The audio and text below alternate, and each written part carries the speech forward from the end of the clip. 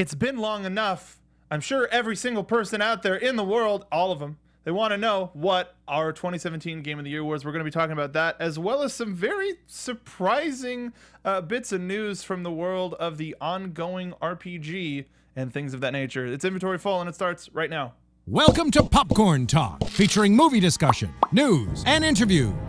Popcorn Talk. We talk movies. Hello, everybody. Listen to the soothing sounds of 2018's hottest release. That is the Division 1.8 update, which released in December 2017. Anyway, welcome to Inventory Full. Thanks again to the fine folks at the Popcorn Talk Network for giving us an extended slot this time. We're going to be coming at your face for a little bit longer than usual because we got a lot of stuff to talk about. I'm one of your hosts, the internet's Mark Donica. You can find me on Twitter at Mark B. Donica. But I'm not alone. I got these wonderful folks sitting next to me, starting with Nate Miller. What's up, nerds? Nate Miller here. You can find me on all social media at DogLikeNate. And Stacey Shuttleworth. Hey guys, I'm Stacey Shuttles. You can find me all over the place: Twitter, Instagram, Twitch at Stacey Shuttles. Yo, so no joke, we were looking a little bit at you know, what sort of music are we playing? What's the hype goodness right now? And it's the Division. Okay, so the Division came out 2015? 16. Okay.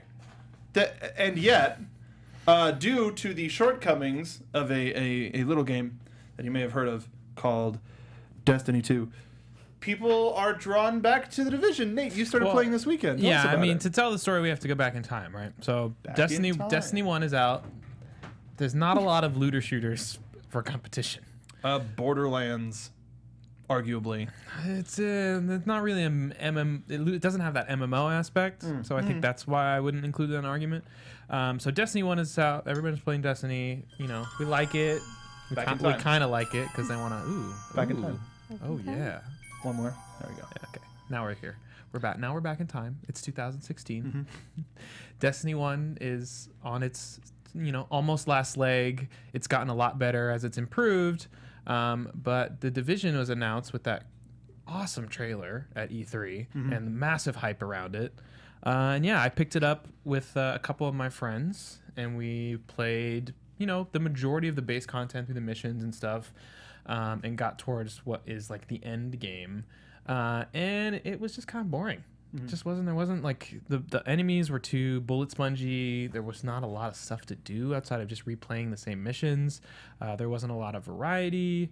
It just kind of fizzled out and went away. I ended up going back to Destiny a little bit, and that was that. And then then another little game called Destiny 2 came out. Another looter shooter. What is it called? It's called. I was about to say something really bad. So Destiny 2 comes out.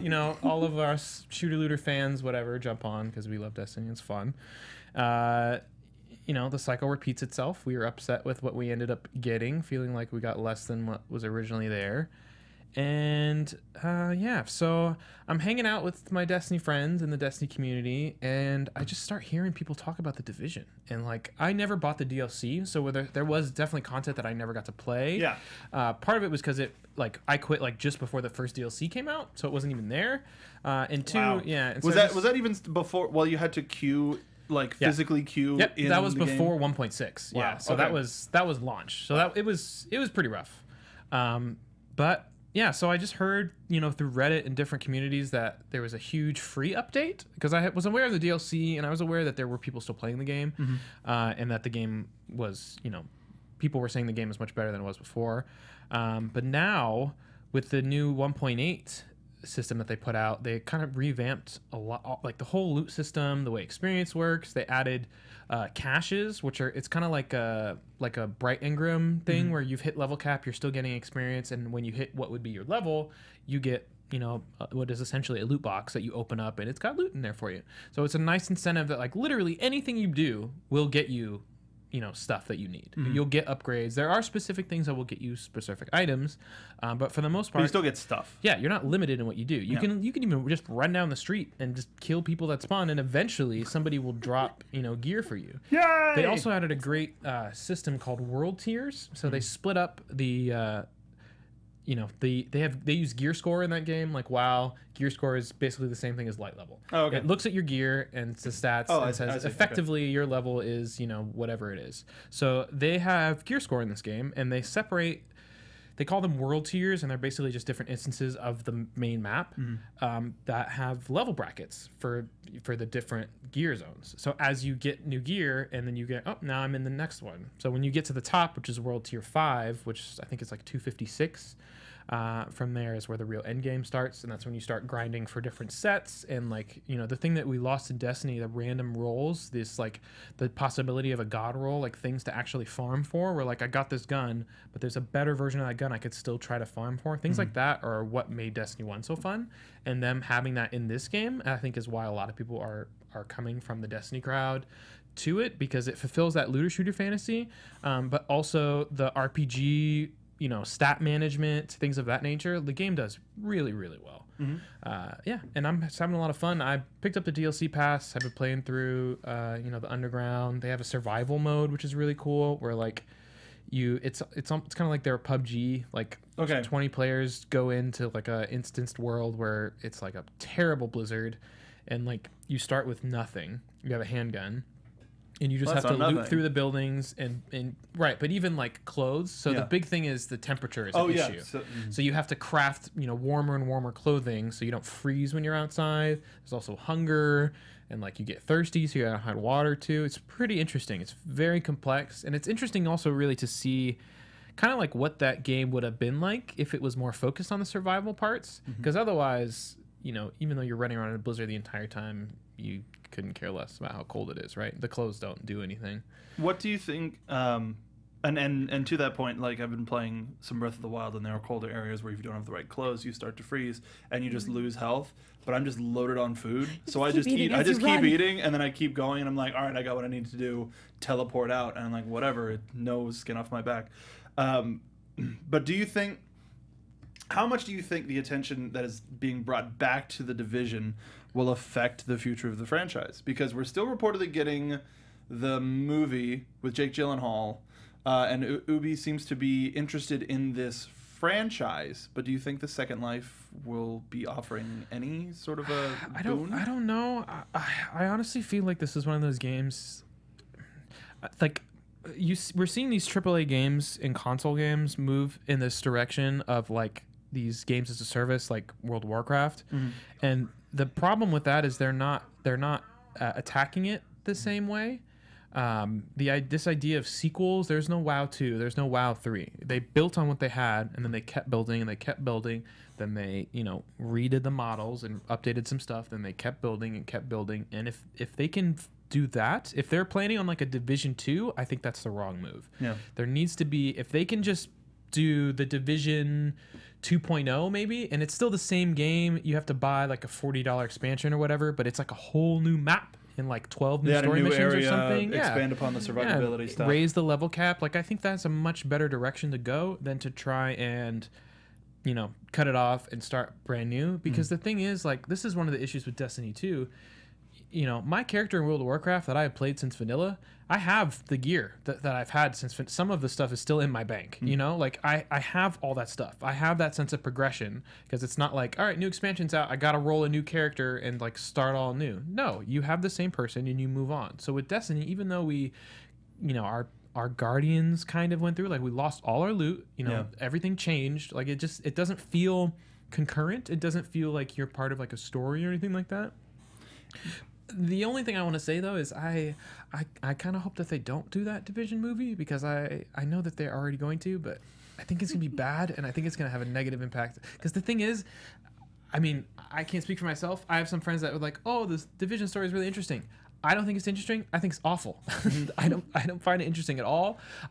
We played through the mission, and now I'm redoing some of the missions and hearing some of the dialogue and being like, "Oh, I didn't even notice that before. I didn't even know there was a story in that game." So I wouldn't, if I was them, I would not focus on that part too much, and I would just try to like focus on the mechanics RPG like grind fest that they have created, because that is exactly what players want. It rewards you for being hardcore, for putting in the overtime to get all this crazy stuff. But at the same time, you could be a casual player and you can still have fun. You can still get gear. You're not going to be on the same level as those guys, but that's how it should be. That's what's missing from Destiny 2, is that that skill gap. They dumbed it down so that anybody could walk into the raid, anybody could get raid gear, anybody can collect tokens, which are trash. So they just ruin all of the fun of the loot of like working towards something. I remember World of Warcraft and vanilla, I never got tier 3. I never got into Naxxramas. I just saw other people with it and it was badass. And if I did get one piece, I would have lost my mind. I would have been so excited. So there are two things I want to glean from that. One, I definitely agree with you on Destiny 1, seeing people walk around with a certain thing, a certain level, a certain light, a certain whatever, just going like, oh, I want to, like the Osiris gear in Destiny 1. But seeing that stuff walk around sort of made the whole tagline of like create your legend was just like, oh, who's that guy? Yep. I want to have gear like that guy. Whereas now it's like, oh, what's everybody running this week? Oh, okay, yeah, I guess I'll run that too. I have 3 of those and 4 whatever. And second of all, Stacey, I wanted to ask you, just because we both had the pleasure of experiencing the Assassin's Creed movie and enjoying it. Yeah. So, well, you watch your damn mouth. So, as a fan of the franchise and sort of bringing back some of those feelings, some of those thoughts from the movie, how do you think a Division movie or a Division other media would benefit the game? Or how do you think it could? I mean, as a whole, I'm a fan of this kind of multimedia, crossing platforms and kind of bringing, you know, movies, TV, different formats into the mix to kind of enhance the experience. But it does have to be done very carefully. We've seen, and I think what Assassin's Creed got right about it was they didn't do a direct adaptation. Like, they didn't tell us Ezio Storio. I'd watch that movie. I mean, yes, I would too, but they Ezio would probably Storio. ruin it. Just like I would be really stoked for it, and then also really afraid that they would just completely destroy it. And so by not copying what has already been done in movie format, I think that kind of opened up to kind of bring these interesting arches back and forth between the game series and then this movie series that they're developing. And Are they making more of those movies? The Assassin's Creed movies? Yeah. They're still reportedly making a second one because it was financially successful, not by a lot, but it did Enough a lot of the It stuff. made The movie itself, as well as the merchandise and the how it affected sales of the Assassin's Creed games. Yeah. I mean, at least with that, like, there's a universe, right? There's like, it's almost like Star Wars, where like there's things that we know to be true about that universe and that we're going to look for that, but it doesn't necessarily have to be the same story that we've seen before. Yeah. Well, I think for the Division, do they ever, are any of the story missions about the actual event? I mean, a little bit. You get like some backstory here and there about what happened. So that if you make, but again, about the creation, I've replayed these missions like dozens of times. I haven't even played it that much. I still have like, I think like 80 hours or something into it. And I could barely tell you what the story is. Like there is a story there.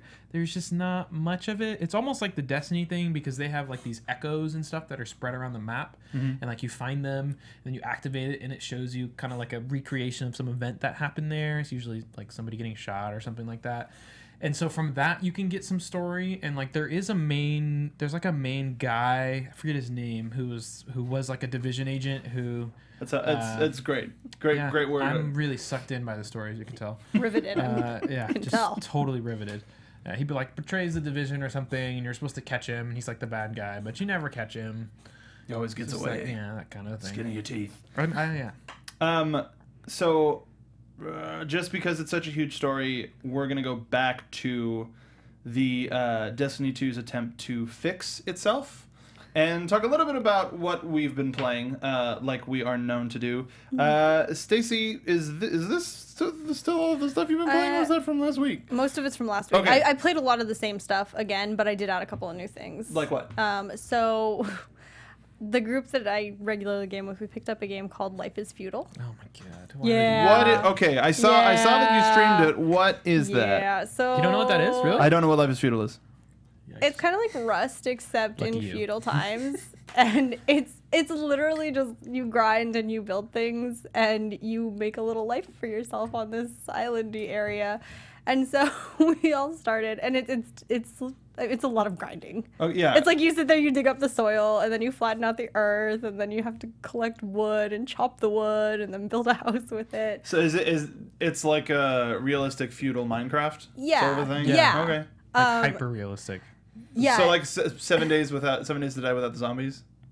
I haven't played that game. Okay, Not sure. either. But it's similarly. Yeah, so you play on servers, and you can set slightly different rules, so they can speed up daytime and nighttime, things like that. Slight, quality of life adjustments. So we were there. We probably spent about an hour and a half or so trying to build up a little hut, and then I found a castle, and we took that over instead. Yeah. All right, that's a good damn So start. Why if someone build it comes when you back, can take it from somebody else? yeah. So Exactly. if someone comes back onto that server and discovers that I've now taken over their castle, I'm very sorry. Except I'm not, because it was a really cool castle. Lucifer in chat. Hey, what's up? It's like feudal Ark. Yeah. Yeah. Yeah. Yeah. I mean, Ark is just Rust, so I don't know Yeah. which one came first, but yeah, there It's needs to be a dinosaur of the egg. We need a good genre descriptor for that type of game. I don't know if it's a survival it's game, realistic I guess? survival, Realistic yeah. Because survival? I mean, Yeah. Survival simulator kind of a thing, I guess. yeah, I think that would kind of fit the genre. But it's it's feudal era, so it's not no guns, no things that I don't like to play with in games anyways. So you get a bow and arrow, you get an axe to chop down trees, and you build your own little life, and you ride horses everywhere. And you can go back and watch that stream. It's in our video on demand. We're gonna run that again pretty soon. I did get myself stuck in a roof. It's stuck on in a roof. In a roof. So Inside of the a game roof. inside of a roof. Clever. Yeah, I was running away from a wolf. Okay, and I got stuck on a roof. Okay. Like really stuck. Yeah, but how are you running from a wolf and then I gotta get up on this roof Okay. or so, down to this roof? So what actually, I think the game actually glitched because I had a little home. And I Okay. was out in the woods behind my home cutting down trees when a wolf attacked me. So I very quickly teleported back to my home. So I landed on top of my home instead of inside of it. At which point I slid down the roof and got stuck between my roof and the roof next to me. This is why people think gamers are weird. It was a very exciting moment. It really was. Sounds like a group When I chase. when I tell people that my chickens can poop uranium in Minecraft, they look at me like I'm a normal, well-adjusted person. No, they don't. Christmas was weird. But what is Life is Feudal? Is that free to play? Is No, it's $20 on Steam. it early access? No. No? No. It is early access. It's unofficial early. Unofficial. The game They're has been not out. telling- The game has been out for. They're It's not been out for a telling long us. time. They just got. I think they just got Steam support. I think is the thing. That's why people. Okay. Are playing it now. That might be it. Yeah, I don't know. New to Steam. I enjoy it a lot. And I Alright. probably will continue playing it when I have some hours to kill. I and feel like nothing- that's nothing definitely pressured. a game that you want to play with people. I don't know if I. Am I Silence. right? Is that No, like you a- have to play it with people. Yeah, you're- no, it you're would have been no fun laughing. if Yeah, I didn't have a bunch of because people then with me. you're just working. You're just farming. Yeah, no. like literally just working so without getting paid. You Well, pay to work because yeah. you have to buy Yeah. the game. Basically. I'm looking forward. Some friends of ours might be getting a Minecraft server, and we might be doing just a big old stream party of Sky nice. Factory, and I'm looking forward to that if that's the thing that I was happens. thinking about picking up Minecraft. I never really played. It's like one of my favorite things about it is the base game.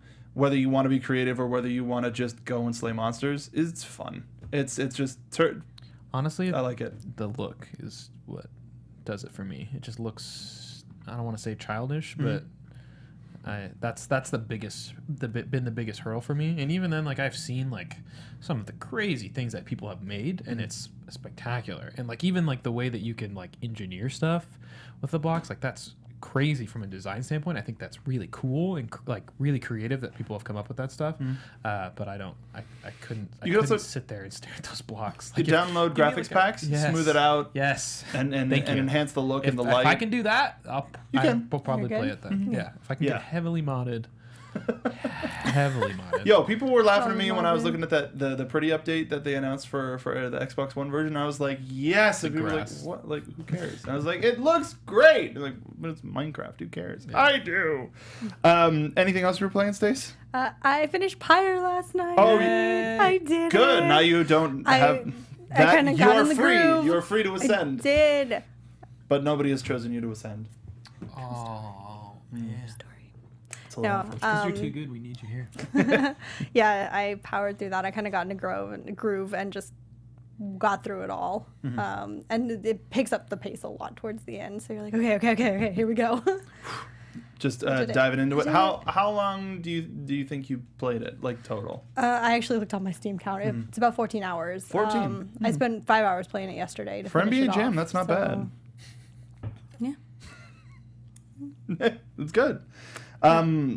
Would recommend? Would you recommend that to folks out there? Yes, it's beautiful. And for a combat system that I am just naturally not good at, I could still manage it and still, it's still playable for someone who may or may not be able to handle that kind of play style very well. And the story is absolutely beautiful, and just the emotional connection it forges is great. I'm about it. I need to. Well, now that you're done with it, I can probably play it a little bit more openly. Yes. Man, I didn't play much this week, but some of it is going to come back up in when we get into our game of the year talk. Wait. What about the other game you started playing Oh, this I week? did. I started playing another game today. What did you start playing today? I started playing Shadow of War. Yeah. Was that Shadow of War? That was Shadow of What War. did you I think have that already was caused with a the lot of orcs? trouble. I don't know. It could have been flipping 2 towers for the PS2. I don't know. I think you need to go back and look at what that game looks like. Garbage. I mean, that screenshot wasn't great, but it wasn't that bad. Yeah. Wow. Wow. Real. Yikes. I thought Couldn't you. go for the Return of the King game? I thought you took it off of your. Well, 2 towers was better. I thought you'd take it off of another. You took it with one phone and then took the picture off of the phone, and then that was what you posted. No offense. I mean, but I guess I uploaded it to Facebook and then stole it off of Facebook, so the quality is real bad at that Facebook, point. they throttle that Just stuff. Yeah, terrible. because who needs screen caps? No one ever. It's a share button on PlayStation 4 controller. But what do you think of Shadow War so far? It's really fun. Yeah. It's really fun. What are you taking to the most? Fighting all the orcs. Okay, all right. It's kind of the game. Yeah. I don't think I've. How far are you into the I game? am in the first city still. I'm Yeah, very you're still early in in the the first game, act, so yeah. I can't actually take over orcs yet at this point, right? can't Like I keep dominate. trying to do it, and it's like, no, you can't do that. Stop it. So yeah, so spoiler. I'm Are going you to do a that. Lord of the Rings lore person? Yeah, so my lore is a little spotty. Okay. But yes, I am pretty familiar with most of the. So, how do you feel about? I feel like this is in the trailer, so I don't think it's a spoiler. But minor spoiler. If anybody's gonna play the game, we're talking about the first act. I mean, Just not the first this year, but go ahead. like literally the first cutscene. Okay, so Shelob, the spider, who is Yeah. the spider in Yep. the movie. Oh, Shelob. Yeah, okay, she transforms into like a woman, and then she yeah, and the first couple times they said her name, I was like, no, they're not talking Yeah. about that Shelob's Shelob. just They're- a spider. What? No, I mean technically no. Quote, just a spider. Even then, Well, she's not a spider woman. technically no. Her mother is like a god who made the decision to be a spider. She like could have. The implication is that spider. she could have chosen any form. So they're extrapolating from that to say that because Shelob is her daughter, that she also could choose a different form. Also, they make her like she seems like incredibly powerful too. But then also, this is the game that made.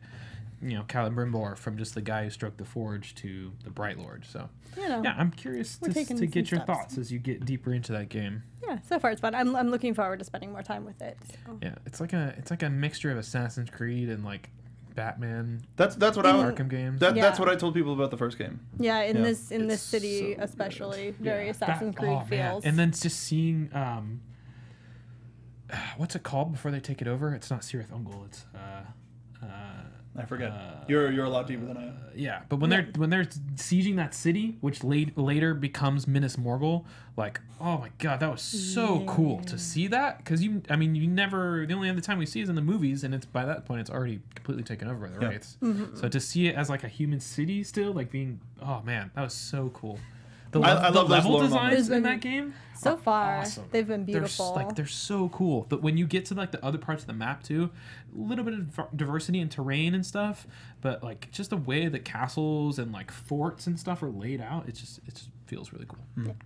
Damn it. I'm looking forward Now- to opening that up. It's coming. It's not going anywhere.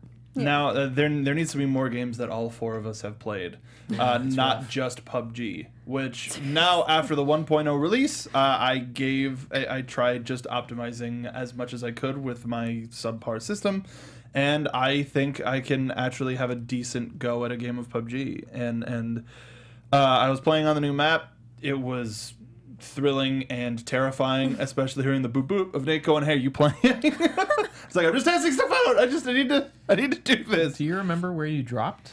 No, not at all. Okay.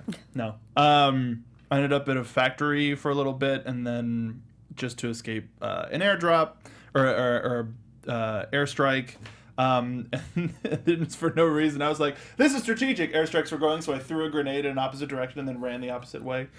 I like it. I don't know. What'd you think of the new red zone sounds? The artillery. It's too spooky. It's the first time I heard it. I was Especially terrified. Freaked out. It rained down upon me in one of the areas that I was at. I was like, just stay, hang out. The worst part is just when you hear them firing the and then here it comes, and they come sailing in.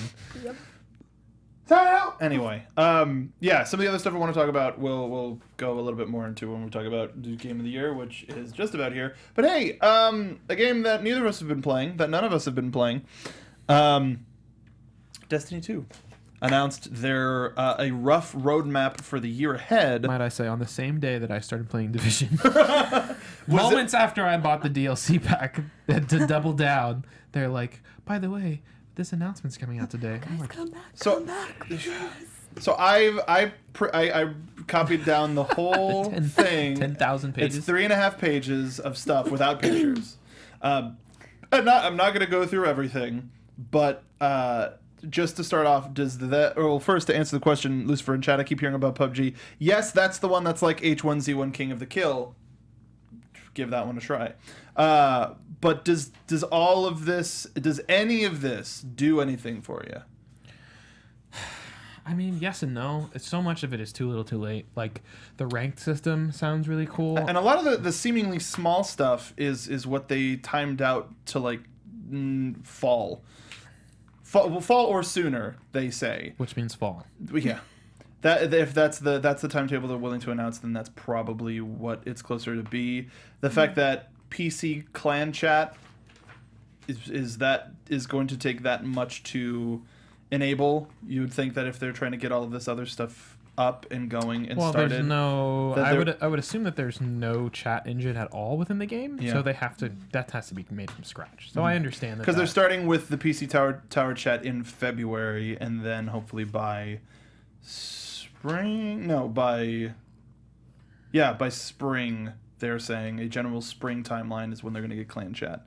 But a lot of this stuff, like I was off of Destiny like before all of the changes happened, and I was hoping that the Osiris DLC would help to be like, oh yeah, this game is fun. I'll toy around in the new areas for a little bit and then fall off after a week or two.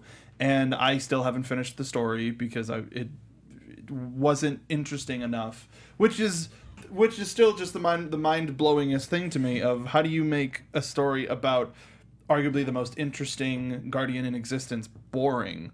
They figured it out. Oh, did they figure it out? But I agree. Too little, too late. A lot of this stuff makes it seem like they're reverting back to Destiny 1, like we were talking about before we went on the air. And I'm willing just to wait until everything's implemented to give it another try. I don't know if I want to come back iteratively and see, oh, did they do it? Oh, not yet. Because that's not as fun. This sucks. Yeah. They spent a lot of money on Destiny very 2. sorry. Yeah, for there's a you lot of guys. there's a lot of. I mean, it's just a big letdown, you know. Like even if they do add this stuff, like the way Osiris rolled out and what was included in that DLC is just unacceptable. And we haven't got any type of, hey guys, you're our loyal fans. We're sorry that we let you down. We thought we were doing the right thing. Have a free Bright Engram.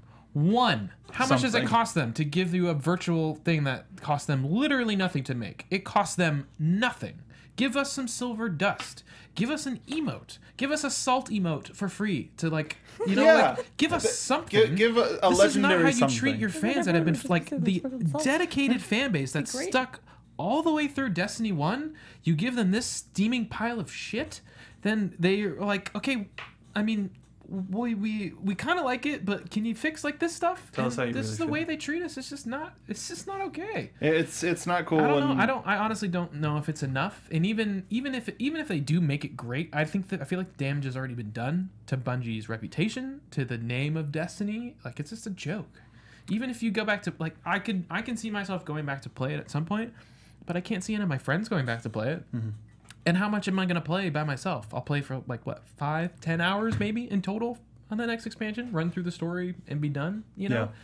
Yeah. Like that's the thing is, even though I have the next expansion paid for, I don't know if I'm gonna go back to it because I still have to finish Osiris in order to unlock that, and then probably hit another level cap that I Yep. don't want to spend the time to get to. Yep. Brr. Yeah, and like the nicest announcement for me was the ranked system and adding seasons and adding the, you know, concurrent rank and then the season rank. But again, it's just like too little too late. I didn't buy, as much as I enjoy Destiny 2 PvP, I didn't buy the game for PvP. I bought it for that balance of that RPG grind shooter looter that also has PvE in it. And the PvE rank system alone is not enough. I'm sorry, the PvP rank system is not enough to get me to play the game again. Yeah. And also, it's just not, like, as much as I love their PvP and I love the way it shoots and plays, it's just not enough for me to play the game solely on their ranked season thing that they're adding. I don't know. And like, there's so many balance changes still with weapons and things. But they're of that nature, like abilities. right here, additional highlights for the spring update. They're talking about a weapon and ability balance pass. They're just taking a pass at balancing Right, it. but they- exotic weapon and armor balance pass. They're just going to take a pass at it. But See what happens. this is like, first of all, it's taken way too effing long to get these balance changes. So for them to even say that they're further down the pipeline, oh, they're coming. They should have come with this announcement. They should have done something, even if it was a bad balance. They should have done something to shake it up, and they haven't. It's just ludicrous. Like the way and the problem is, a lot of the Destiny community concerns is, you know, they say that this is going to happen, and what we hear is auto rifles are too strong. Instead of buffing all the other weapons to be good, they're going to nerf auto rifles. So now it's just all the weapons are crap. So I don't know. I'm really holding my breath to see how it turns out. Lots of the content creators and stuff that I've been following are the same way. It's Well, just one like- of the main Destiny historian, lore keeper guys that I follow, my name is Bife. Yeah, my name is Bife. Has switched to another game.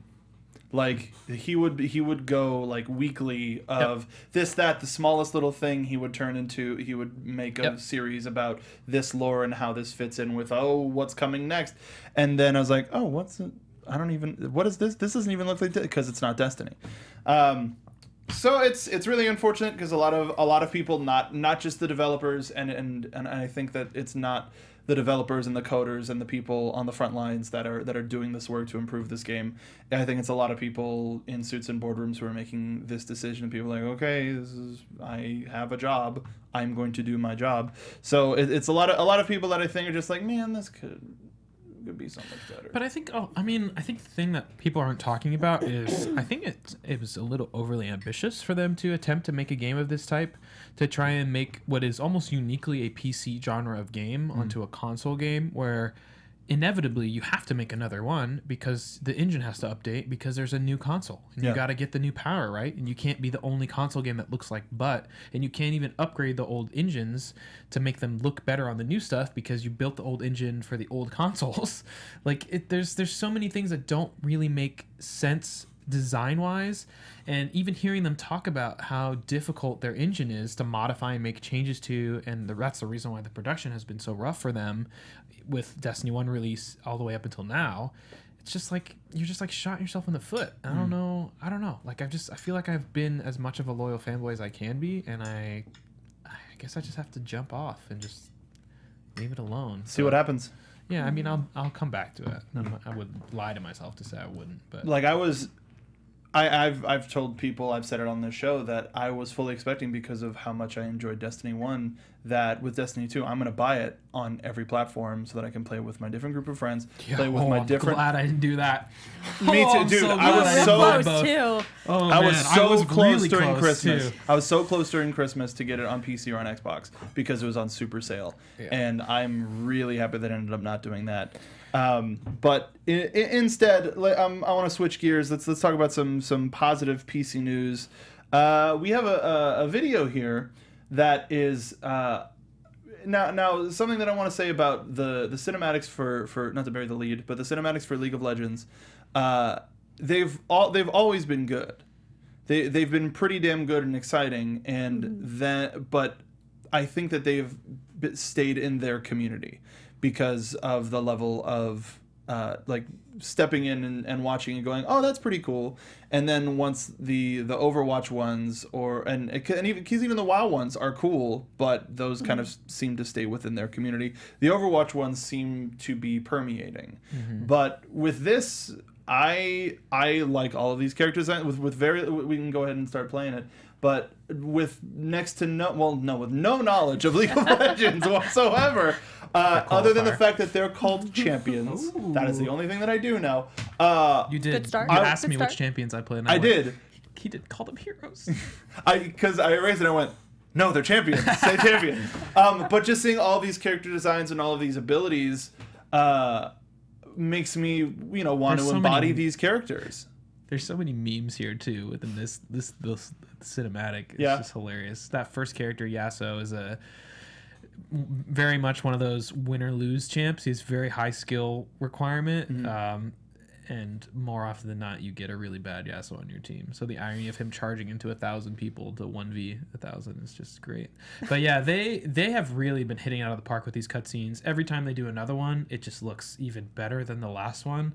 And it's a really cool way. Like, they've really done a good job of polishing their character designs and the world, even for a game where you only play on one map 90% of the time. The different worlds, Zon, Demacia, Noxus, these different like cities, and the way the lore interacts with each other is just really cool. And visually, they've done a great job of representing that. Yeah, this trailer just showing all of the different, as you're saying, all the different types of worlds, and even kind of going back to our Division discussion, is these types of things that can get you excited about another part of a world. Right. And seeing this and going like, I want to be that guy. I want to have these light guns, which is not the light gun that I mean, but just seeing all of these characters be the most badass. Oh yeah. And want to be a part of it. I think that gets the message across 100%. And arguably for somebody with my PC skill set, a little bit more than watching like the League of Legends championships and getting hyped over like if there's a really cool play that somebody like Nate, you'd sit down and go, here's why this play is good, and then I go, oh yeah, that's a really good play then. Oh, it's cool. Yeah. So stuff like that, I think more companies are taking advantage of it. Oh yeah. And season 8 coming up Tonight.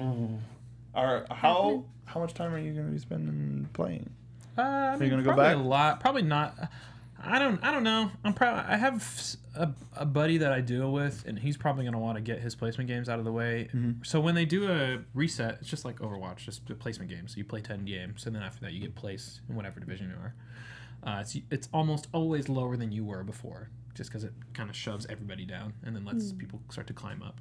But the problem that I've run to, having played this game for going on 8 years now, is when you get those first placement games, just for clarification, anybody shouts at me, no, they haven't done the rank system placements this entire time. They changed it, so it wasn't always like this. But you play your games and everybody's reset, right? So everybody's playing their placement games. You have a bunch of people who, either didn't play ranked before or they did play ranked and they were at a certain level. It kind of crams everybody into the same games. I feel as though the quality of those games is sometimes not as good because people are like, oh, I have to win. It's easier for people to tilt. Also, you get a bunch of weird matchmaking things because people aren't placed officially yet. There's a hidden MMR, but where your hidden MMR is and where your league standing is can sometimes be drastically different. So the matchmaking is sometimes rough. Usually I wait like a month, not even 2 months sometimes. For my placement games, I'll kind of slowly, roll them out. But I don't know. This year I might just get them out of the way and just play and just grind. Then you can play it, just climb up, whatever. Yeah. That's one of the things that kept me off of Overwatch League was the placement stuff. I'm just like, I just want to play. Like, it's so the placement seems like it's a little bit more nerve-wracking than the actual playing once you get placed. Pretty nerve-wracking. Well, yeah, I think the thing is people feel like if they win all 10 of their placements that they're going to like Diamond, which is not true. It doesn't work double that way. platinum. Yeah. Not true at all. It still takes your elo into account. So I'm gonna be a level 25 double platinum. Thank you. Yeah. Realistic expectations. That's me. You got it. If I'm anything, I'm realistic. So really quickly, there's this weird amalgam / rumor that was getting Nintendo fans really frustrated because there were these leaks that there was going to be a Nintendo Direct on the 11th, but they hadn't announced anything yet, and they usually give it a week and a half, maybe half a week even, for like, oh yeah, by the way, we're putting out a Direct, and nothing happened, and it was the 10th, and people were freaking out. Nintendo seemed to be trolling them, and then sure enough, morning of the 11th, we get a 15-minute 20-minute just trailer show of, hey, here's a whole bunch of stuff coming out at the beginning of the year. And I'm going to blast through these unless there's anything that y'all want to stop through, just because there are a couple of things worth noting. They're bringing The World Ends With You, which was an original DS title by Square, to the Switch. I don't know how they're going to incorporate the double screen into it, but I'm interested. Pokken Tournament is getting 2 new fighters, Aegislash and Blastoise. Kirby Star Allies, which is the Switch version, is coming out on March 16th. The Dragon Quest Builders demo is out now. That's like a Minecraft-esque adventure, build your own thing. Hyrule Warriors Ultimate Edition, because we need more of it, is coming out spring 2018, and it's going to feature some Breath of the Wild costumes for Link and Zelda, but it's the Dynasty Warriors with Legend of Zelda characters across the majority of the franchise. There's like 30 characters that you can play as. You can play as like Rudo. I don't know who these people are. I I was gonna say Link, Zelda, Ganondorf. Those are the people I know. That's it. There's more. Sheik. Sheik. But Sheik. does that count as 2? Or No, does that that's count as 1? But there's also the Take credit for the 2. Just pad your stats. All my Zelda knowledge give you comes points. from Smash Brothers. So. That's fine. Mario Tennis Aces. We're getting a new Mario Tennis. It's going to have a story mode for the first time since the Game Boy Advance version. Man, I was thinking to myself, Mario Tennis, that game needs a story mode. Man, I'm just saying, Really? the Mario sports titles do great. So adding a little bit of Somebody extra loves stuff into it, and those people buy them. That's right. Ease 8, Lacrimosa of Dana. I don't know, it's probably not Dana because it's a JRPG, which was originally for the PS4 and the Vita. That's coming to the Switch. Now, the update that everybody was wanting, the Super Mario Odyssey Balloon World update. So y'all looking at me with really confused faces. So excited! I've been waiting for this for ages. Yeah. So Me and they Balloon. added. Yeah. They're adding a competitive mode where you find Luigi in a level, and he goes, "Hey, here's the leaderboard." You take a balloon, and you have a limited amount of time to hide it in the world. So the worlds are huge. They're pretty damn big. So you find a place to hide them. That balloon placement gets uploaded to the Nintendo network, and then you can download, like, hey, try to find this person's balloon. So it's essentially having a knowledge of the level to be able to scour it, find it, and win. It's bizarre when there's like, hey, Luigi, oh, we get to play as Luigi. Nope, he's just a weird balloon salesman. You I was wanted hoping it Luigi? was Well, here he is. Balloon Right there. Battle Royale. I thought Balloon Fighter Battle I Royale. thought that was. What was You it? come That's down where I on thought the- that was going to. You come down on the 3 balloons, like in Mario Kart. SNK Heroines Tag Team Frenzy. So it's an all-female fighting game. It's a tag fighting game featuring all of the female fighters across, or the female characters across SNK franchise. 2018. Well, they are, and it's coming out summer 2018. And yet here we are. And here we are. So somebody's in 2028. They're thinking about the future. Mario and Rabbids is getting Donkey Kong as a downloadable character. Payday 2 still alive and kicking. Wait. Coming to the Nintendo Switch. February 27th, 2018. Hold the phone. Did you say Donkey Kong is going to be a character in the Mario Rabbids game? Yes. I gotta buy it now. I'm done. I thought that was XCOM with Donkey Kong? It's off to buy this right now. I thought that was for Payday. I was like, no, I'm not. Anyway, Payday's coming back. Did you hear about the announcement? Overkill, their next game? No. They're making a Walking Dead game. An actual Walking Dead game? Yeah, like a 4-person, first-person shooter survival. Well, no, we saw the trailer for that at Video Game Awards. Oh, I wasn't. No, we didn't. Yes, we did. A Walking For Dead Walking game? Dead? It wasn't No. one. No. So This is also The Walking Dead. they're yeah. making also The Walking Dead because they're There was also a very. You're right. It was because very they're similar. making like the zombie infected.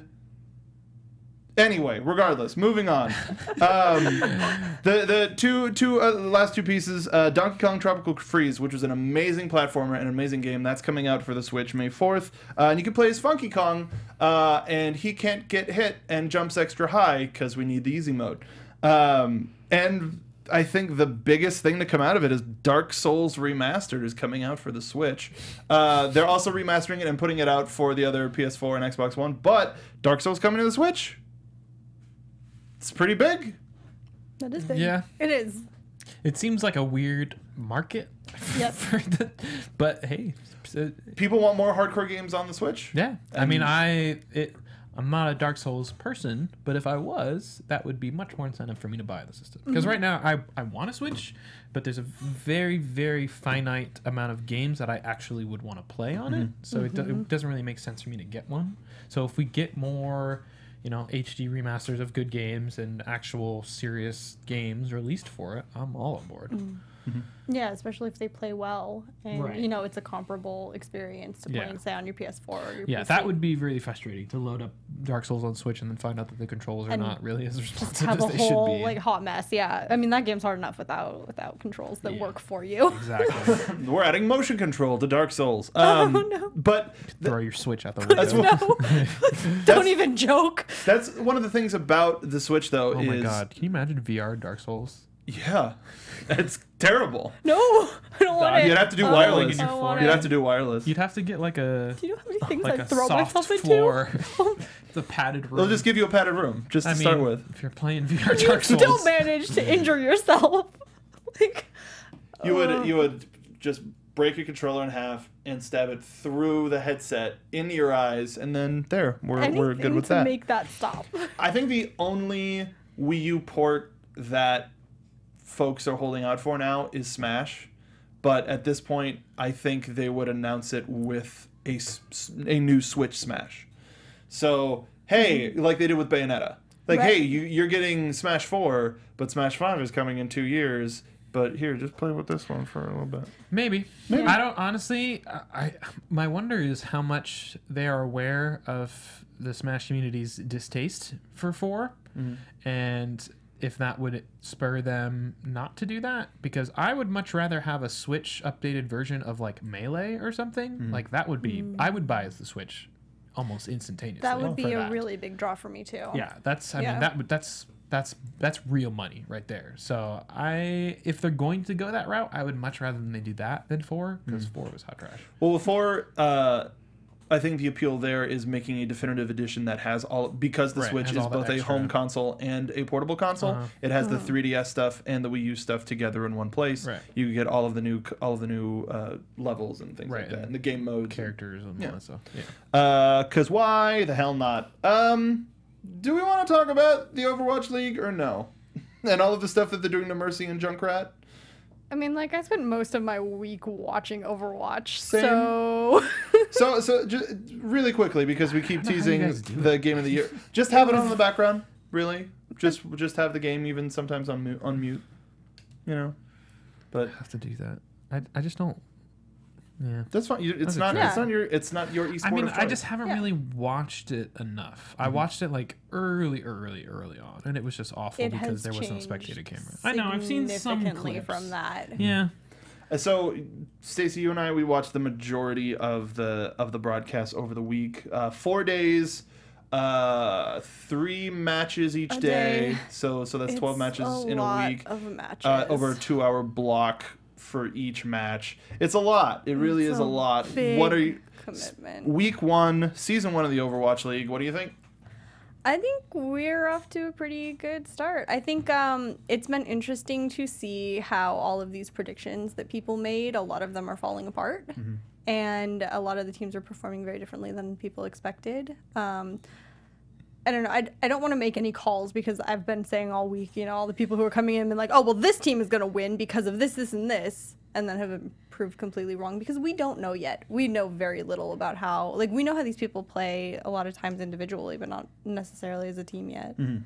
And that really makes a difference in these matches. And it's stuff that can change over the course of the whole season because all of the stuff that happened between preseason and now is thrown out the window because now you're in legitimate play. There were some teams that weren't there for preseason. And they came in hard. So one of the things that I think a lot of the expectations that I think people are trying to subvert when it comes to the Overwatch League is the fact that the Korean teams are going to dominate. So far, that's what they're doing, but each game is getting closer and closer and closer and closer. We're starting to see a definite. So yes, the teams with predominantly Korean players are performing higher for the most part. Can I make again?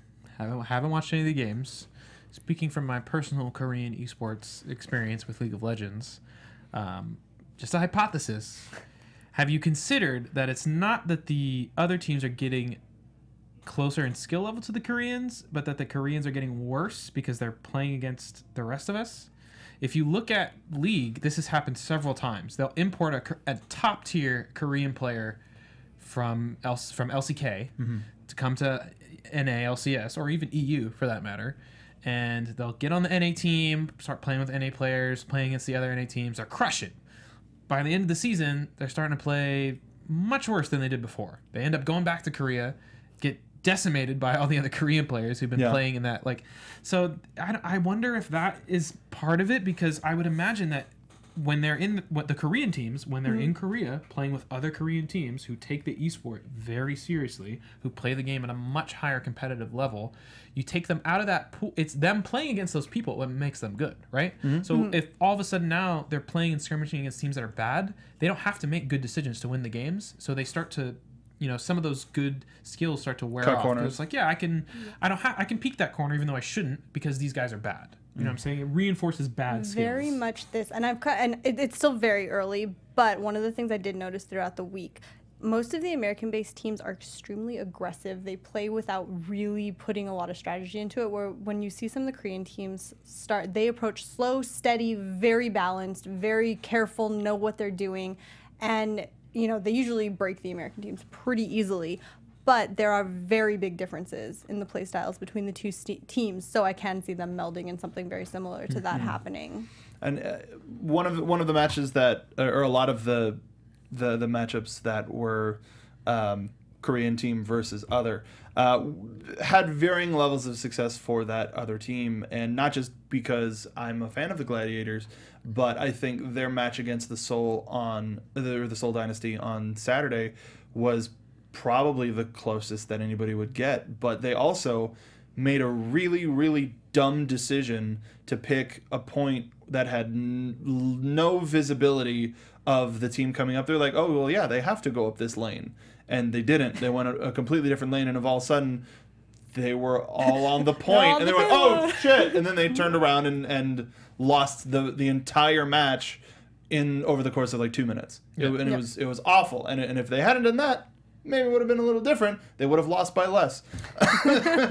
But in terms of the league as a whole, there's a lot of presentation stuff that I think they're getting right, and a lot of stuff that for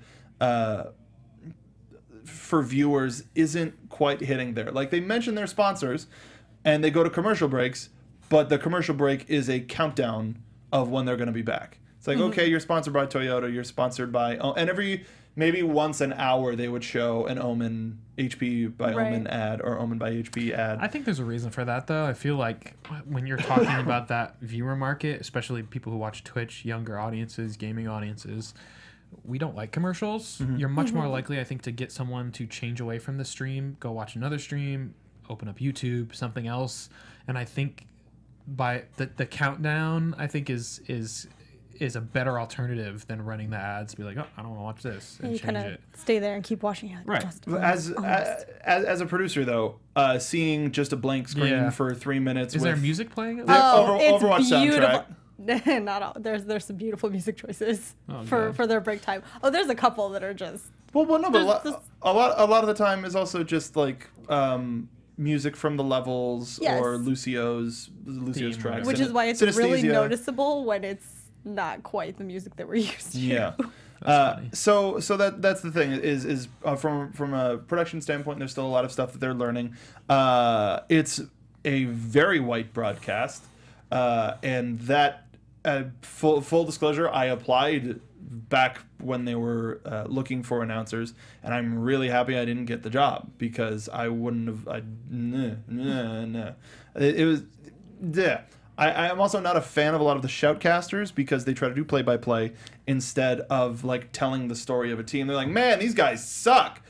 They're really biased Which in some isn't- cases. which isn't great. Yeah, I've heard that too from a lot of people. Oh, it's- They I mean, trash talk teams that they don't It's like. embarrassing sometimes. Yeah. And That's I not mean, their job. No, but Well, especially too with such a level of professionalism surrounding them, like all the money involved in the teams and the production and all that stuff, and you still got these casters that are acting like children. Like this is what you would expect from like a competition put together by like a group of friends, and like they just happen to be casting it. Like you shouldn't. You gotta be in the middle. You're a narrator. We need Evo level casters. Yeah, there are certain Evo, casters. but that's like yeah. I mean, even leagues casters, which are really good, are not Evo casters. That's where I come in when it comes to shoutcasting. Is Evo is that event that I always am super hyped for because they tell the story. Like everybody has a nickname, everybody has a something, anything revolving around Daigo. Like, but they also they know how to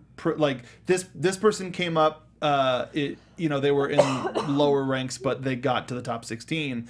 What is this guy's story? Let's tell this story. He could win the whole thing. Let's get behind them. No, the LA Valiants suck, and they're not going to win this Yeah, match. talking about who they play, their play styles, but I think also, unfortunately, a lot of that lends itself to the genre because even then you tell that story and you also give play-by-play, but the play-by-play is way more interesting because you're talking about like combos and fight sequences, okay? And this is what especially for someone who doesn't know the game that well, when they say, oh, he just did that thing that locked him up in that corner and there was nothing he could do, or the only move he could do was that and we saw him do that. That's like, for people that don't watch the game, that's I like, can see holy that. crap, that's really cool, that's really interesting. That helps you be able to engage. And if you're not getting that, it's a lot harder to get people that don't watch the game because it's just hard to follow. Yeah.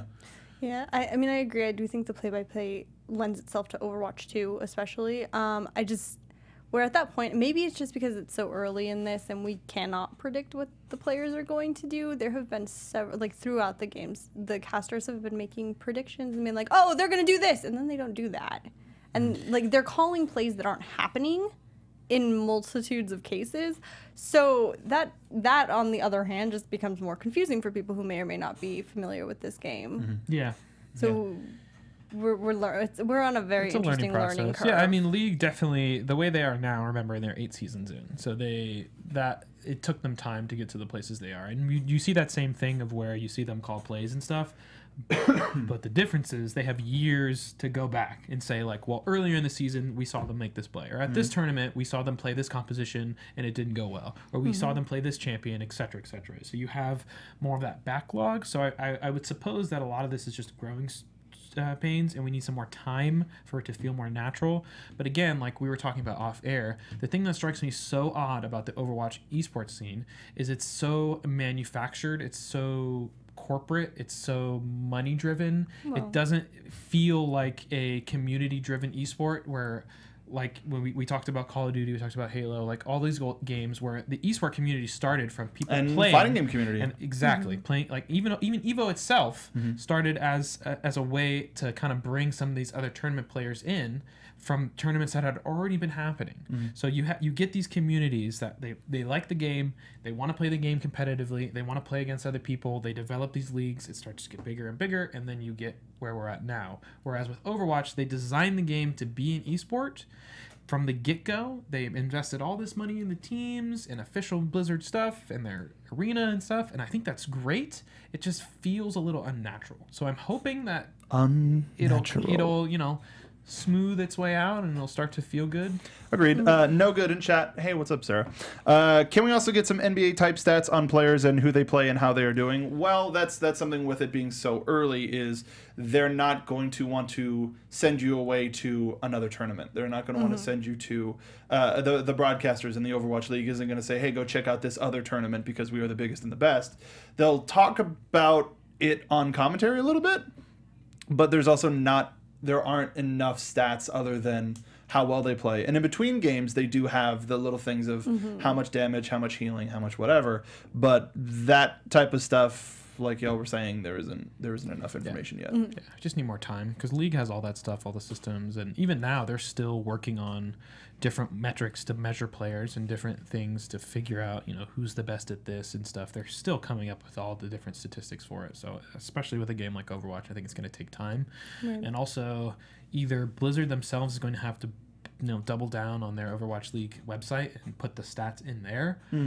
Otherwise, some third-party site will try to do it, but I don't know how much information they're able to get on these players' stats. Well, they're giving us a lot in games. I mean, they'll tell us what their damage per 10 minutes is or what the healing or res, depending on what character they're following. So it's inconsistent, but they have started doing it, and I do see there is a push to showing the stats, like Mark was saying. So the plan is to get there. There just aren't really that many stats yet. Yeah. I think a lot of it, too, is just like you said, that they probably don't really want to count the stats from other tournaments and stuff before Overwatch League.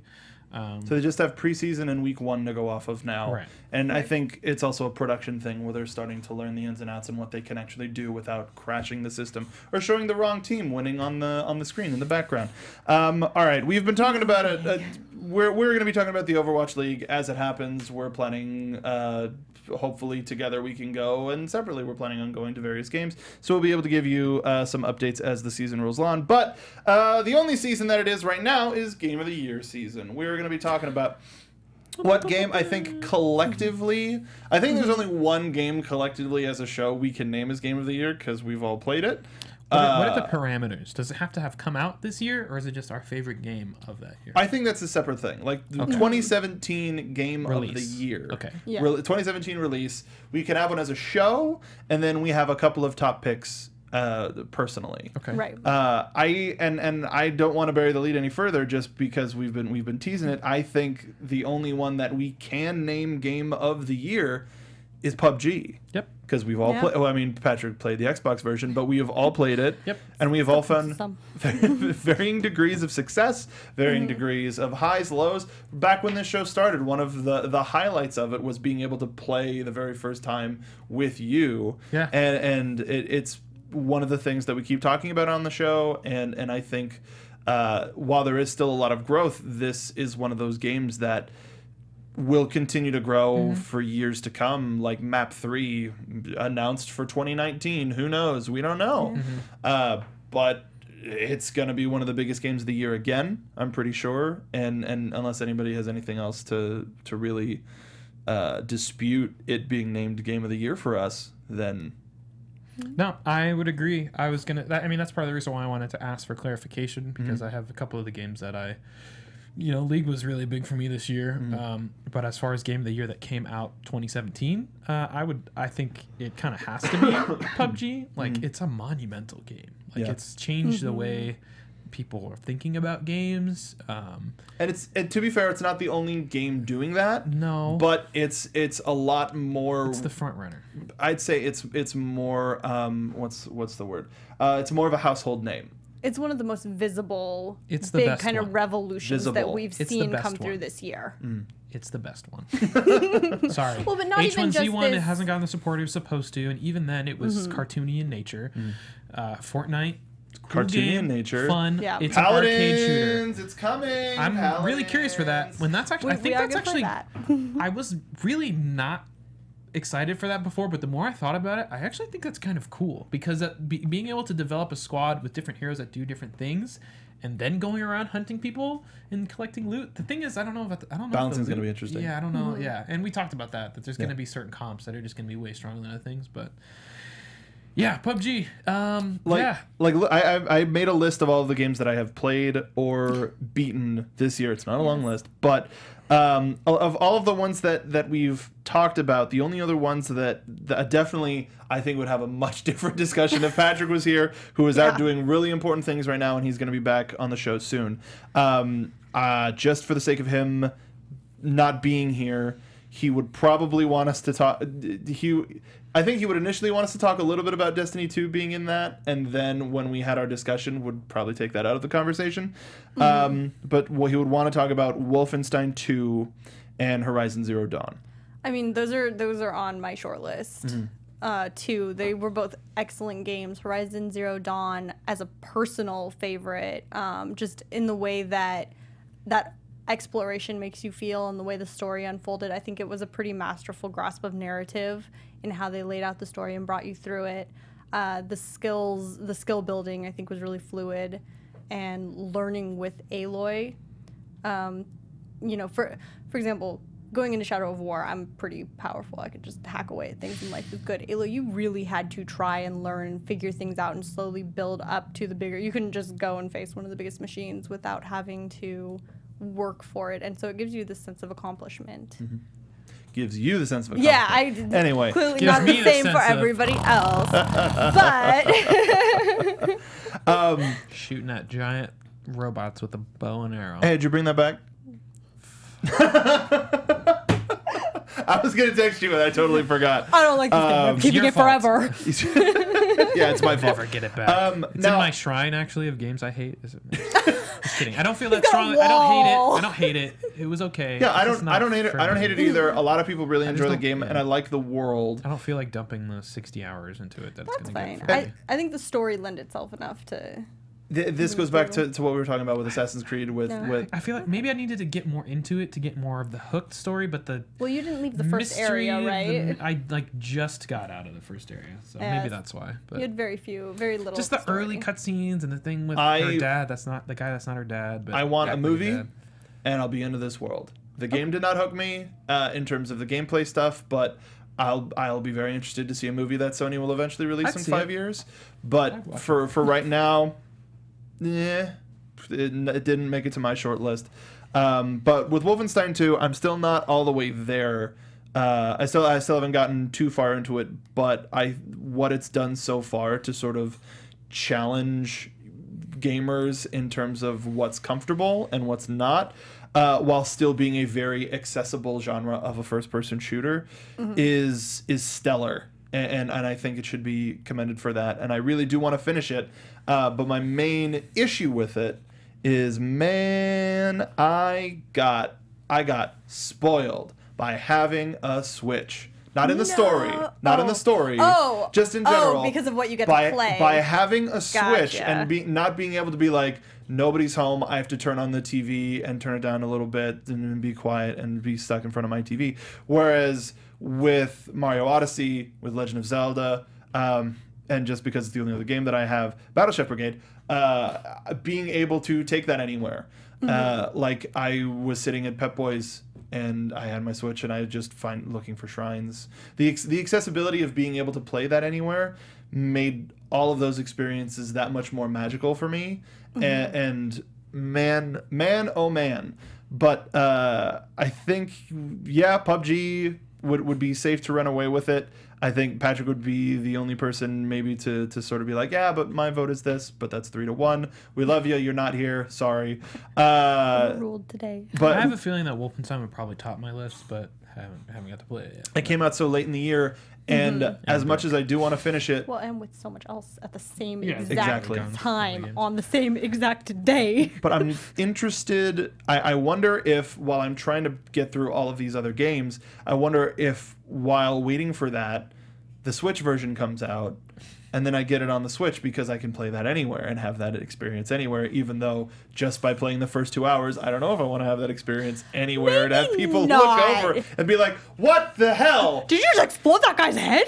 No, they did. Oh, don't worry. There's plenty of that to go around. That's regular every moment to So the moment. game starts. So PUBG wins the very first Iffy for Game of the Year. I did try to contact Iffy to be on the show, but he was busy. Anyway, and don't worry, it's a comedian. Don't you worry about that.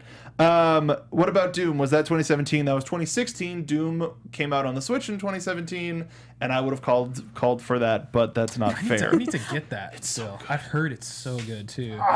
It's so good. I'm just not a Doom person, so I think that's what kept me away from it. But from what I've heard, just about how good the shooting and gameplay is, I gotta play it. Did you play Wolfenstein 1?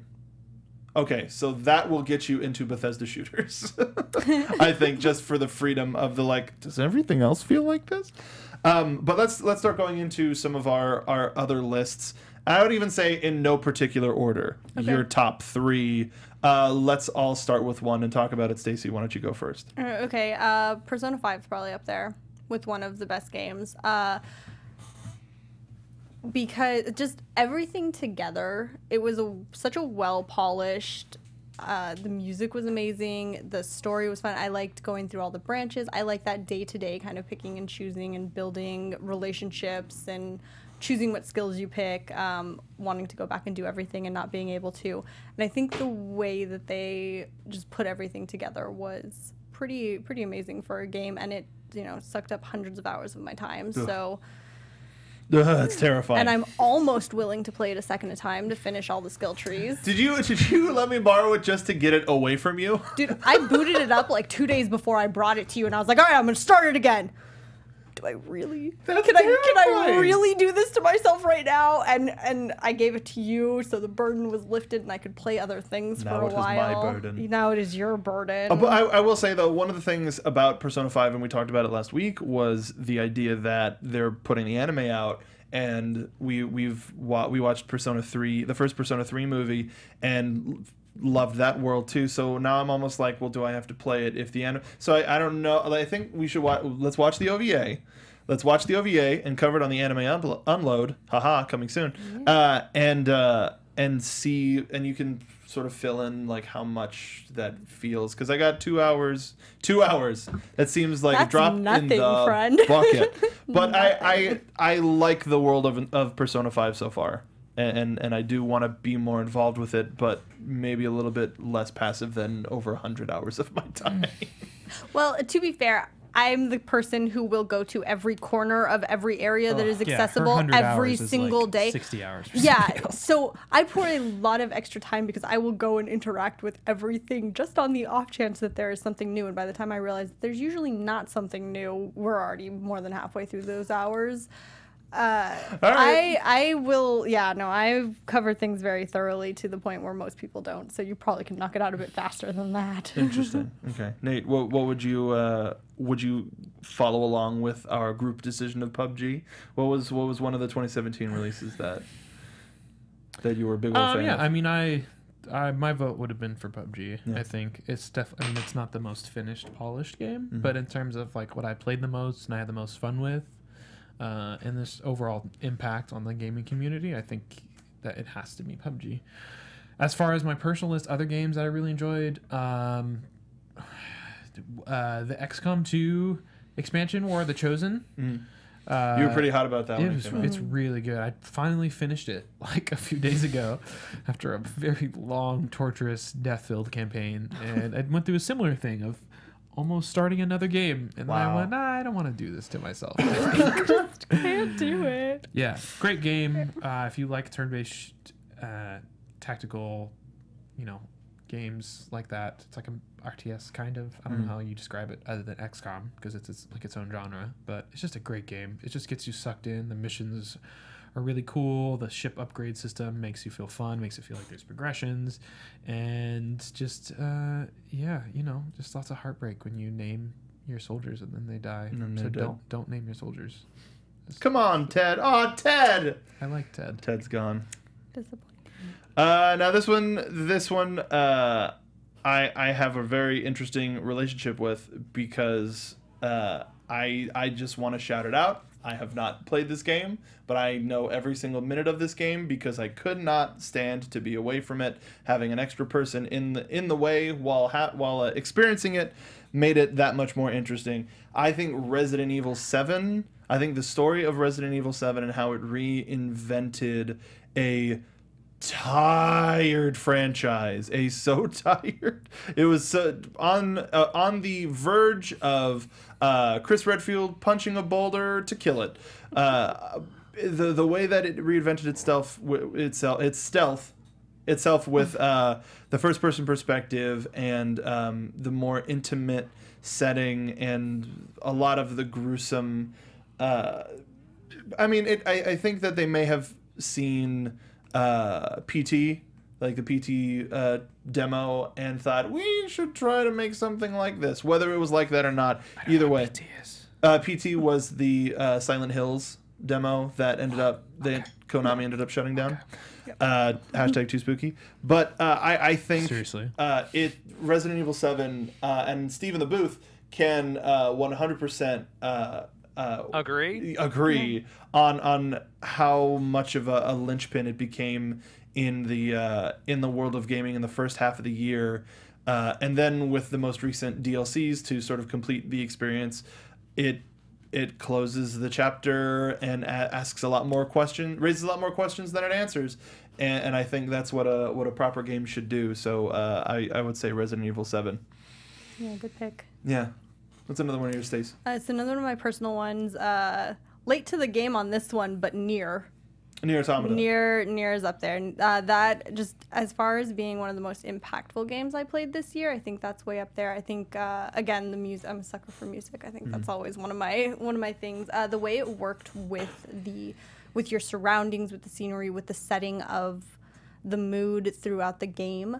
When you're moving through these levels, it creates this connection with the characters that you're playing, and the game revolves around a lot of differences and what makes these differences, and are they really differences? And so just everything working together to create that sense really pulls you in and brings it about. And some of these storytelling mechanics that they employ are really new and challenging and something fresh. They took a couple of risks with some of the things. So from a design standpoint, it brought about a lot of interesting new gameplay styles that I admit were very frustrating at some points, and the little bit of grind that you do have to go through, less frustrating than expected, but okay. still a little. But overall, but overall, what the game accomplishes and how the game makes you interact with the world and then think, just apply it to outside, was, super impactful. Mm-hmm. How about you, Nate? You gonna say it? I am. Go ahead. Destiny 2. Yeah.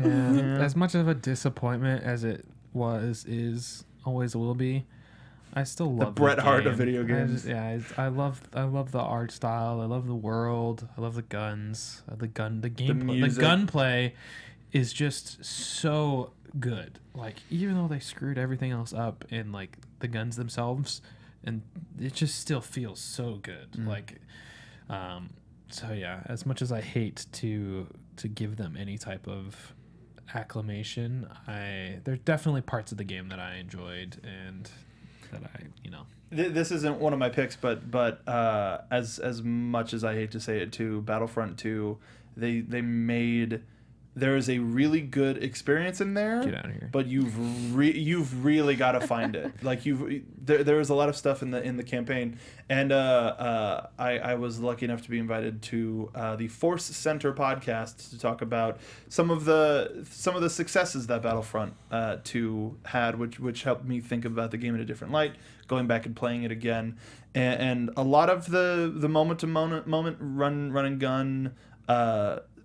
Actual gameplay stuff is fun and good and tight, and the vehicle combat is fun and good and tight, and the story mode, while a lot of the story stuff I don't necessarily agree with, a lot of the stuff that you end up doing is very cool and different and stuff that you don't get to see in Star Wars games. Again, not one of my top lists, but begrudgingly it's still something that should be talked about, and hopefully a lot of the stuff gets fixed pretty dang soon. But long story short, another one of my choices is Zelda Breath of the Wild, because I get it now that I've been playing it for however many hours I've been playing it. I feel no constraint. I feel no sort of duty or man, you really should. You said duty. I did say it. I said a poop word. But I feel no sort of responsibility to have to. I need, like, Horizon. I don't know what brought it on. I think just because I've had it for so long and didn't play it, and then we were starting to talk about it and everything. I was just like, I just need to finish this game. Whereas with Zelda, even though trying to get it and play as much of it before the end of the year, anytime I turn it on and start to look for shrines or this, I get sidetracked. Similar stories to what you and Patrick were talking about with Horizon. So but especially with the Switch and being able to play it on my couch, or take it with me on the go, or play it on break at work, or anything like that, taking away all of those restrictions with the game really helps me sort of get sucked into it a little bit more than if I had to sit in front of my television and play it. And I'm taking it slow. Like, I reached a checkpoint where I had to reach a particular domain, and then I left, and I went, and I'm trying to find as many shrines to upgrade my stats as much as possible, and then I'll continue with the story. But right now, I feel no sort of like, you should finish the story, and the game itself isn't like, hey, listen, like another popular game that I've never heard of would do. But yeah, I feel like it's go find that person. No rush. We'll be back here though. So I mean, you should get to it. But yeah, Zelda, I'm absolutely loving, and I can't wait to. I don't want to say that I want to 100% the game, but I don't. I'll probably give up, but I'll get pretty down. I will deserves an attempt. Solid 80% that game. That's what I'm gonna say. But yeah, I'm loving Zelda, and I think it is 100% a Switch, a reason to buy a Switch. Hey Stace, do you have one more? I got one more. I got one more that that got me at the very early in the year, and it has stayed with me since then, and that would be Night in the Woods, which narratively was some of the most beautiful language written out in dialogue and spread throughout the game. It's a very limited kind of open world. You get to run around every day and follow her story. And the way the characters were designed, it hit at such a time that it was completely relatable.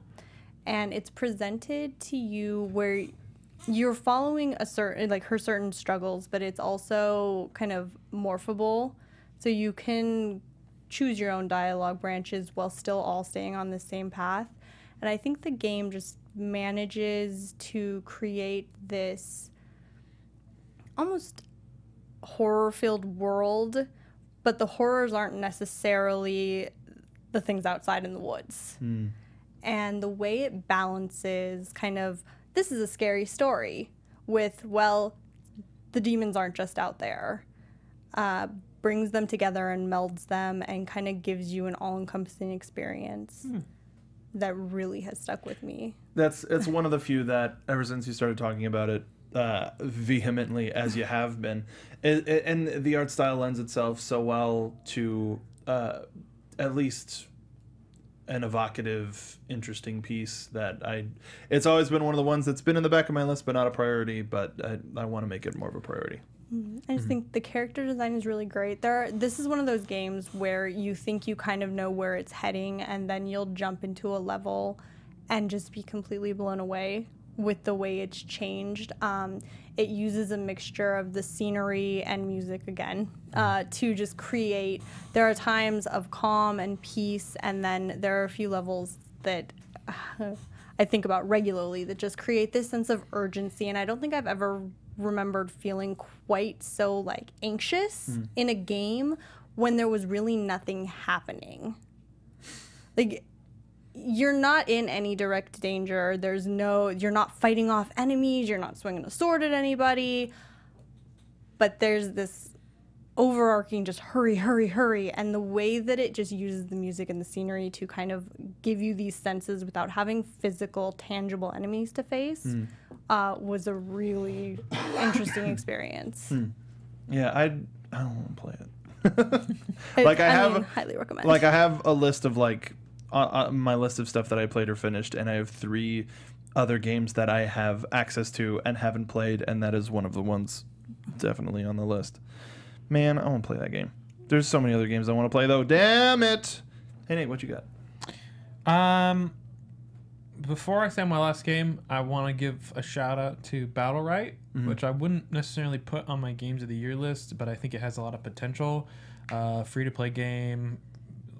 It's very similar in the vein of like League of Legends, except no farming, no laning, no items, none of that. It's just a team brawler, so that's a ton of fun. I think people should keep their eye on that. But the last game I would put on my short list, it has to be Shadow of War.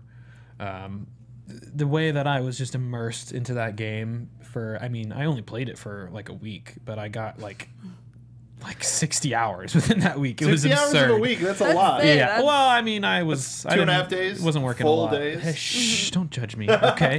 Look, I like the game, okay? And I mean, for all intents and purposes, I'm done with it until the DLC comes out. There is that final grind that I'm just not going to do. I watched the cutscene on YouTube, so I know what happens. Not worth it.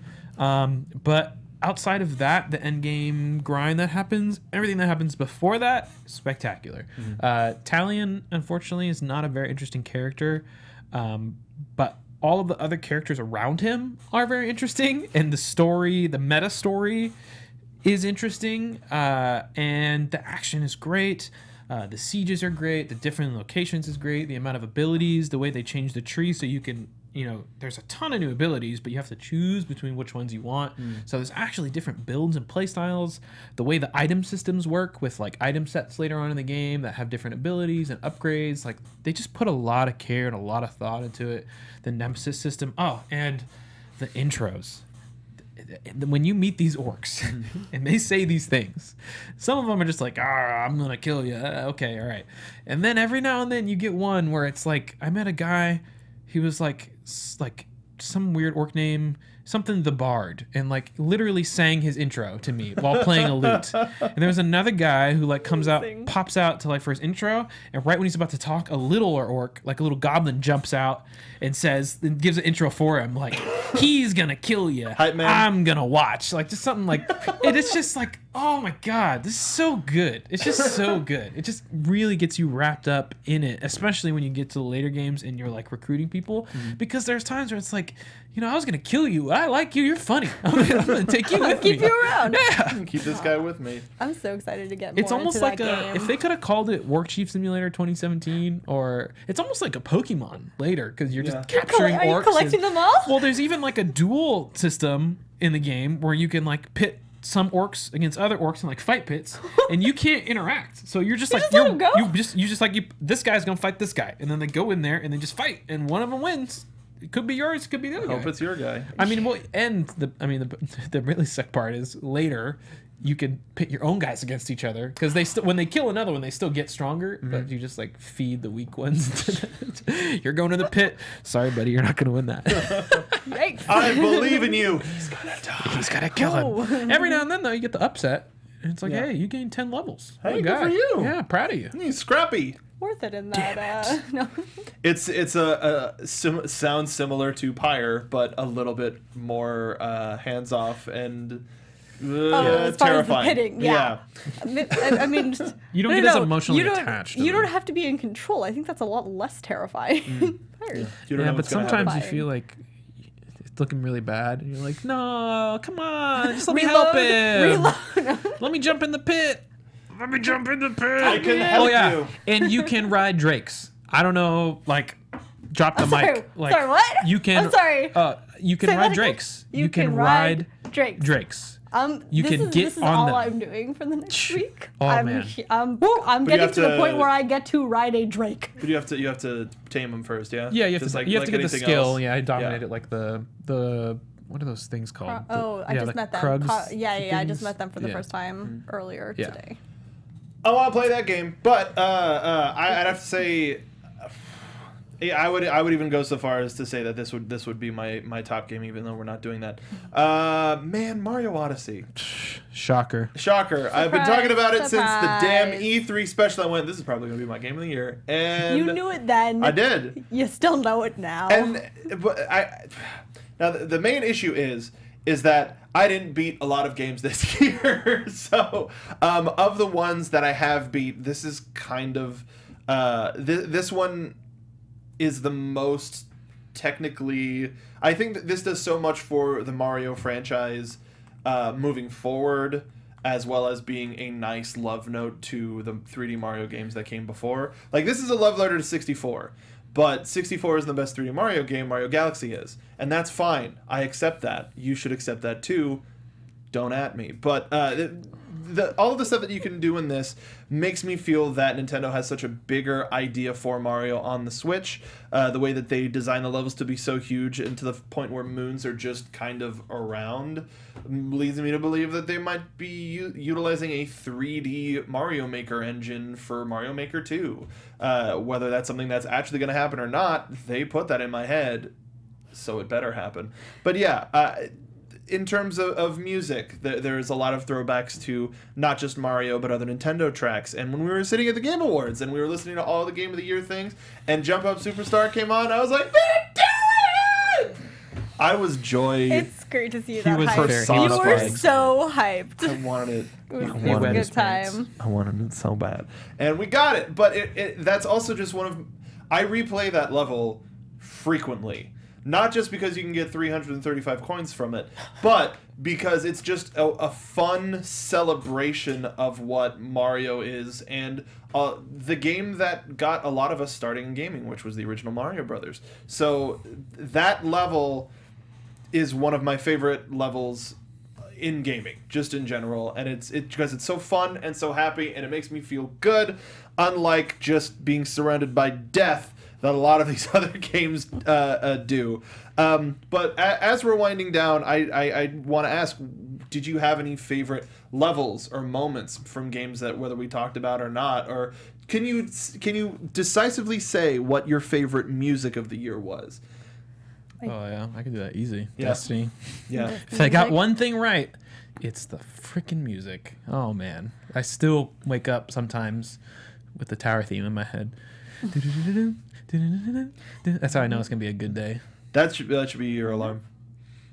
It'd be a Wake good you up. alarm. It's like, And you get that nice clarinet. I go to gotta visit Tess first thing in the morning. But Yeah, a lot of God. Stacey, a lot of your choices were about music and placement. Mm-hmm. Do you have a favorite music? You know what? Before I finished Pyre and Nier, it would have been Persona. Now it is the battle music from Nier, or the Liberation Rite song from Pyre, which is just astounding. It's beautiful, and I think that takes it away as the music that I would just sit and listen to. Do you have any all of the these time. on your phone, your iPod, or anything? Not yet, but I just finished Pyre last night, so Okay. I'm gonna be on it. It's getting I will there. be there. I do have some of the Nier music saved, because it's a good time. Yeah, I agreed. But also the Destiny music is so good. Did you download the totally legal version of Music of the Spheres? No, I've heard it's really good. Okay, because I can get you a copy. Yeah, I mean, believe me, I can get it too. Well, I don't know if they've taken it down yet. or I if they're blocking it. guarantee you I can still get it. Somebody on the subreddit has it in the Dropbox that they can give it to me. Yeah, no, I haven't listened to it yet. I've heard it's really good. It's definitely, I mean, I want to, but I'm also not itching to. I don't know. I feel like it would just be really bitter, especially with all the stuff that's gone around that too. Yeah. Like, it's just another reminder of like how badly things are being handled. So If we're talking about music, I think one of the games that we have to mention is Cuphead, Ooh, because yes. initially just hearing it externally from not playing the game was one thing, and then once I started going into it, It's much more involved in the actual game. It's a lot more involved. Playing levels over again is different because the guy who did the music made 20-minute, 30-minute long cuts of these because he didn't want it to be procedurally generated to where, you hit a thing, the music cue changes. It's like, no, it's just jazz. We're just going to play jazz. And then even more so than that, the Devil's Second in Command, King Dice, has a sung theme that's like a Disney villain song. That is so cool. It's pretty cool. It's like, I hate this guy, but I love this song. Awesome. This is great. If you can get Cuphead on PC or Xbox, that's another one that, despite being hard, is worth it. Yes, we know the way. Commenting in chat, but I also want to remind people really quick. Hey, sub to us. If you have Amazon Prime, you can sub to us for free by using Twitch Prime. All you got to do is connect your Amazon account and click that subscribe button, and it really helps us out. It really helps us out. It really helps us out. Also, thank you. Did anyone else enjoy the music in Getting Over It? I mean, I haven't played that game. We haven't played it yet, but we've watched it. I almost bought it. And if you want us to play it, just gift it to us. Anyway, but Please don't do that to me. I'll play it.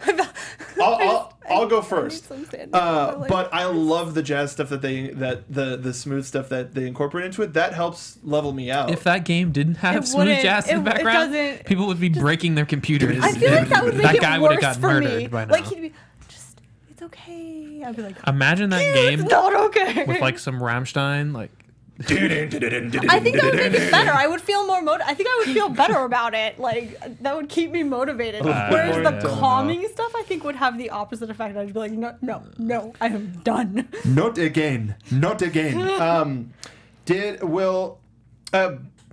also asked about I also talked about levels. Did y'all have like a favorite level or a moment from a game this year?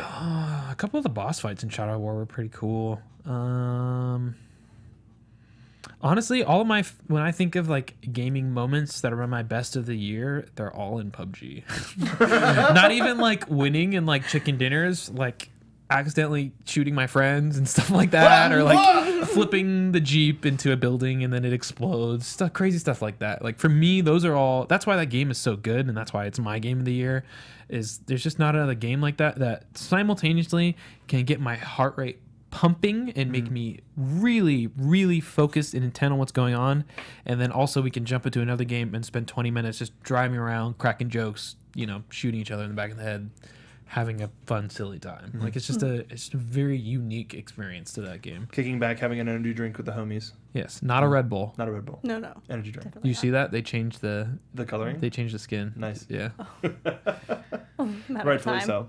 Yep. Did you have a level that popped out? So I've got two in mind. There's a musician dream sequence in Night in the Woods, which is just absolutely astounding. That's one of the ones I was talking about earlier. And then a level as a whole in Nier, there's the amusement park level. That was the one where I just dead stop, like sat there crying after a couple of repeats of that level. Wow. That game. Yeah, a lot of it just emotional feelings. changes and morphs and grows into different things. And it's surprising and breathtaking in a lot of cases. Without being specific, I mean, there are a couple of levels in What Remains of Edith Finch that you start and you go, oh no. I know which one you're thinking of. There's two. Well, okay. There's two. I definitely know one of them. But yeah, without being specific, because you got to play it and you got to experience it, but it tells the story of the various members of the family, and for some people it may start a little bit more, where it's gonna go than others, but there's a couple that are just, Did Ghost Recon Wildlands come out this year? Yes, it did. Yeah, that has to be up there on my. I think it would be up on Patrick's too. It's such a great game. That's a really good game. They really nailed that. It was fun. Yeah, it's like a excellent sandbox. It's like Grand Theft Auto in the jungle with a squad of Black Ops mercenaries, like, But still driving around like, woo! yeah. Off a mountain. Yeah. I wish the driving was a little bit better in that game, but it's not what the game is about. When did you play it? Because they did a launch. Yeah, they did a rebalance pass of all the vehicles. Because like the helicopter was a nightmare to fly before. Yeah, now it's way better. It's way better. So the last thing that we're going to mention is you've already kind of mentioned it, and I think I can already tell your answer. But what game, either from 2017 or not, I know where this is going. Are you going to be returning to the most, do you think? I mean, game from 2017? Or not, but I know both of your answers. I mean, League of Legends. And PUBG. Yeah. Yeah. I mean, I will play Destiny when the expansion comes out. I'm going to bitch about it the whole time, but I will play it. But those are probably the two. Also, Shadow War is supposed to have whenever that expansion actually drops, not with new orcs, but with actually like missions and stuff to do. I'll definitely go back to that. Like a good post game. Yeah. Yeah. There's supposed to be like a thing where you play in another area as like one of the other characters. Okay. So that should be interesting because that should be like a new moveset and stuff. But I dig it. We'll see. What do you think, Stace? What are you going to be playing the most? I mean, aside from the obvious of Overwatch, which we're not going to count in this case. I mean, one of the games that I keep going back to over and over again is Final Fantasy 15. Really? Well, whenever they release the expansion, I go back and I play it. And honestly, the only reason I stopped playing that game is because I ran out of things to do. For all of its flaws, that was a world that I love being in. If there were more things, I did the stupid jumping dungeon because I was so desperate for something to do. Yeah, my roommate did that. All the horrific. If I had $1 for every time I came home from work and he's sitting on the couch fishing to get 100% completion. It's a world I love being in, and if there was unlimited content, I would play that game nonstop. It really created that kind of environment for me. So those are some solid choices. I mean, Overwatch is my it's Overwatch. But I mean, and I would even say something in that same degree would be Minecraft, just because I haven't. I think the longest I've gone without playing Minecraft has been like 2 months, 3 months, but some part of the game makes me want to go back to it, whether it's I haven't played this in a while and I'm going to go back, or I want to build something. I don't usually like building something. My design choices are really stupid. I get it, Steve. But Minecraft, Overwatch, but those are like holdouts. I would say I think I'm going to do as close to 100% as I can while staying sane of Zelda. I'd like to go back to that world. It's that is one that I would like to go spend countless hours in. I just figured out how to not get struck by lightning, which was great. I was running around in a storm with a big Were you holding a... I had an axe and a metal shield, and it just started to spark, and I went, wait. And I got under a thing. I pulled out a torch, which is wood, and a wooden shield, and then I ran around, and I stopped sparking. Good call. But yeah, the environmental stuff, I love being in that world, and I don't feel pressure to be in that world, just like I don't feel pressure to be in Minecraft or anything else. I like it a lot. Lucifer in chat, hi Devin. I keep going back to Ark. Get sick of it, and then when we start a new map, new mods, it's a whole different game. Yeah, I think with those survival stuff, it depends on where you get dropped, what you have spawned in the area. Stardew, I got to get back to AC Syndicate sometime soon. Man, that. You've not finished that one? I haven't finished. Well, I started playing it on PC, and I didn't like it. Oh, that's right. What? Do you have a controller that you plug in? No, I need to do that. See, Hellblade plays is Assassin's Creed controller exactly. with a keyboard. Who I does didn't that? know. Okay, I got it on sale on Steam because Amateur. I couldn't find it in a store anywhere. $15 you can go to GameStop and get a used. They didn't $8 to have $10. it. It was right after it had been on sale, so they didn't have it. So I was like, well, whatever. I really want to play this, so I got it for PC, and then I didn't plug in a controller, and that was my fault. But that's the same thing with Hellblade. I haven't gone back to it yet because I haven't plugged in my controller, and I feel like that would also be high up on my list for this year too. That happened to me with Witcher 3 when I started playing on PC. I was trying to play with mouse and keyboard, and That's it was just probably pretty rough. god awful. That And I does plugged not sound in fun. A controller it was played. Thank you to Lucifer Catnip for subscribing. Thank you very much, Devin. We got that new sub hype. We love you. You're going into the nailed it. Beautiful. It's for you. If you want to just go and hang out, I built a Hall of subscribers in Minecraft and streamed it. Oh, So a lot of our subscribers from the past couple of Am I in there? weeks. Not yet, because I'm making a big host area okay, where it's gotcha. like platinum. A bigger shrine. A bigger shrine, much bigger. But yeah, if you want to go check that out, that's also in our VODs. We did a fair amount of streaming this week, and we're going to do a good amount this next week too. That's it. We named our game of the year as PUBG, but we got a lot of other choices in there too. What do you refer to as your? What the hell am I saying? Words. What do you consider? What the?